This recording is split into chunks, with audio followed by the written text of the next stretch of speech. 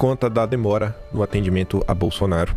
E daqui a pouco até mostro para vocês a fala de um médico do procedimento padrão para pessoas como Bolsonaro, né, que tem algum tipo de queda, batem a cabeça e tem lapso de memória, porque o Bolsonaro meio que não lembrava como foi que ele bateu a cabeça. Os médicos achavam que, cara, o tratamento não tinha que ser o que o Bolsonaro recebeu.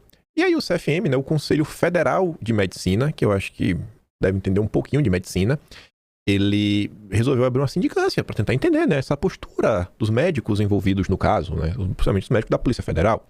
Aí coloca ali a nota à sociedade. Eu vou ler só os 3 tweets aqui que são bem rapidinhos. Em nota pública, o CFM informa que, em decorrência de denúncias recebidas e de relatos na imprensa sobre a condição de saúde do ex-presidente Jair Bolsonaro, determinou a CRM do Distrito Federal a instauração de sindicância para apuração dos fatos denunciados. Para o CFM, os relatos de crises agudas sofridas pelo político brasileiro demandam um protocolo de monitoramento contínuo e imediato, devendo ser assegurado ao paciente uma assistência médica com múltiplas especialidades. A autarquia também destaca que a autonomia do médico assistente é soberana na definição da conduta terapêutica, não podendo sofrer qualquer tipo de interferência externa, por se tratar de ato profissional que goza de presunção de verdade e respaldo ético e legal. Um ponto que é relevante para além, né, da... não posso falar, né, do lugar de fala, o Conselho Federal de Medicina. Isso daqui também aconteceu porque por das denúncias, né? Denúncias foram feitas. Eu acho que uma entidade de classe como essa, a receber denúncias, realmente tem que fazer, no mínimo, uma apuração. Aqui não tem nenhuma punição envolvida, tem uma apuração. Vamos apurar, é uma sindicância. O CFM achou o quê? Podia fazer o que quisesse e ficar por isso mesmo, só porque eles são médicos? Só porque eles são o Conselho Federal de Medicina? Neste país tem lei, o Brasil é uma democracia. E como vocês sabem, democracias têm imperadores. Dom Pedro III mandou a Polícia Federal colher um depoimento do presidente do Conselho Federal de Medicina por causa da nota abaixo. Pronto. Daqui a pouco vai virar investigado, daqui a pouco o presidente do Conselho Federal de Medicina vai poder cuidar muito bem de Bolsonaro, capaz de ficar preso junto. Esse é o Brasil. Aí tá ali a notícia. Ele não só mandou a Polícia Federal ouvir o presidente do CFM, como ele determinou que seja considerada nula a determinação do CFM para instauração de sindicância. Pronto. Quem manda agora no CFM é ele também. Ele que diz quando é que tem, não tem sindicância. Não é o órgão de classe que vai analisar os membros da classe médica, não. Quem determina isso é o Supremo Tribunal Federal. E eu acho que é de tamanha estupidez, só sendo um jegue, um jumento imbecil, cavalo burro, pra achar que o Conselho Federal de Medicina tá acima do Supremo. Quem acha isso, come bosta. Se você acha que o Conselho Federal de Medicina tá acima do Supremo, você come bosta, porque é uma democracia. E a democracia é assim. Alexandre de Moraes manda e todo mundo obedece. E quem reclamar, pode ir preso. Esse daqui mesmo é candidato a ser preso. Eu acho que é um golpista. Bruno Cunha se apresenta como advogado. A OAB deveria caçar a carteirinha dele, né? Você vê, olha que comentário antidemocrático. Eu tô falando que eu discordo. Eu estou do lado da democracia. E tem que falar assim, né? Pra ver se pelo menos foge aí do TACAP, dos bárbaros. Não importa o que diga a nota do CFM sobre o ex-presidente Bolsonaro. O que importa é algo muito mais grave. Não existe nem de longe competência constitucional para o Supremo, muito menos o relator da ação penal sobre Bolsonaro, se indicar de ofício, anular ou criminalizar uma nota de um conselho profissional. A expansão judicial virou tão desmedida que já normalizamos o absurdo. Você pode gostar ou não do ex-presidente. Eu, particularmente, não simpatizo com praticamente nenhuma de suas medidas.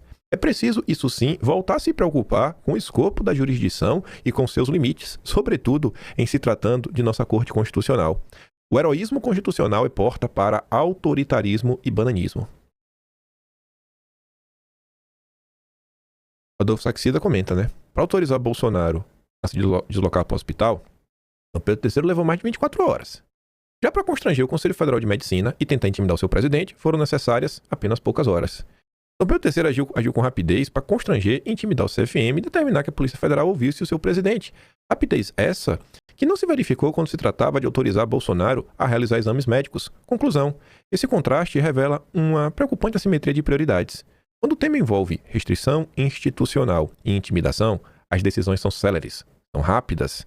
Quando envolve direitos básicos e proteção à saúde, a demora se impõe. Não, eu acho que só tem demora se for Bolsonaro. Se fosse outro bandido aí, tinha sido rápido. Né? Bolsonaro é um bandido, não é isso que dizem?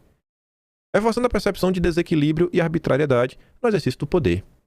Aí, vamos deixar aqui um relato de um médico.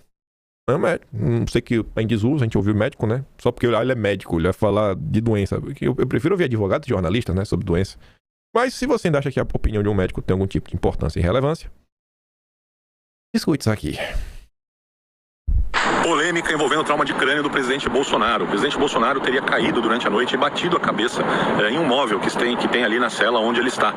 Não se sabe se houve perda de consciência no momento do trauma ou não, porém, sabe-se que houve alteração de memória do período de tempo logo após ou algumas horas após o acidente em si. Isso foi relatado amplamente por médicos e pela própria esposa, Dona Michele. Isso tem um nome técnico, isso se chama amnésia lacunar. Os guidelines da Sociedade Brasileira de Neurocirurgia são muito claros no manejo do trauma de crânio. Não falam em nome da SBN, porém, como neurocirurgião há mais de 20 anos, tenho pleno conhecimento dos guidelines.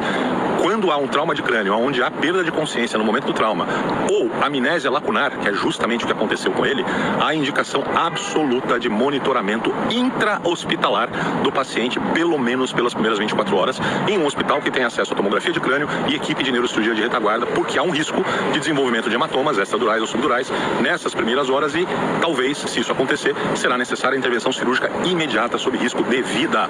Veja, não estou aqui tendo nenhuma posição partidária, estou sendo exclusivamente técnico. No início da minha carreira, trabalhei em muitos hospitais públicos violentos, como o Hospital do Campo Limpo, Pirajussara, o Hospital de Serraria, aonde era comum termos bandidos presos em flagrante, estupradores, assassinos, indivíduos que cometeram latrocínio, assaltantes de banco, que tinham condições de emergência e ficavam em ambiente intra-hospitalar, sob escolta policial, até que a sua condição de saúde se estabilizasse e eles pudessem ser transferidos para o estabelecimento penal. Ficavam ali sob os cuidados médicos, mas sob escolta da autoridade policial.